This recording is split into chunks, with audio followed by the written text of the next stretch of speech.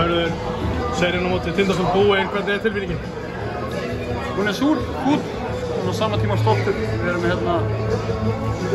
gáðum alvöru leiki og vildum auðvitað meira og teljum okkur hafa getað gert meira. En við bara boltinn skoppaði bara þeirra megin í dag og við kannski fullt staðir á tímabilið þarna í enda þriðja og byrjun fjórða sem að kannski getur gert betur en á sama tíma er ég stoltur af því sem við náðum að áorka á þessum 2 árum. Það var hörku sería, fyrsti leikurinn auðvitað svolítið mikill munur á liðunum en síðustu því var hörku leikir. Já, ég meina við vissum alveg að við varum að fara í alvöru seríu og ég held að þeir hafa alveg vitað það líka. Og já, ég meina fyrsti leikurinn endurspeglaði ekki neitt, við vissum það leið og bara að hann var búinn og á sama tíma þá fundum við glufur í varnarleiknum þeirra sem við nýttum okkur aftur og aftur og svo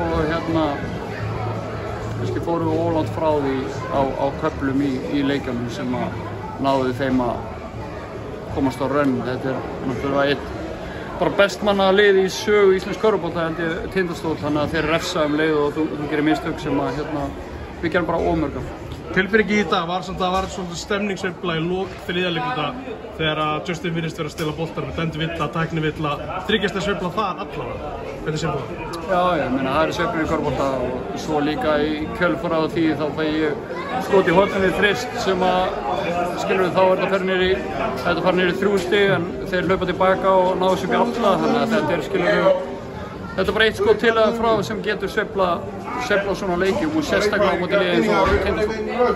Hvernig er framhaldið á þér? Hvað tekur við? Ég er hættur í körfubolta. Ég er að vinna í Reykjavík og halda því áfram. Meira veit ég ekki. Vera með fjölskyldunni minni og njóta þess mikið ég get með þeim. Ég meina, körfubolti tekur rosalega mikið tíma frá manni og ég skulda heima fyrir.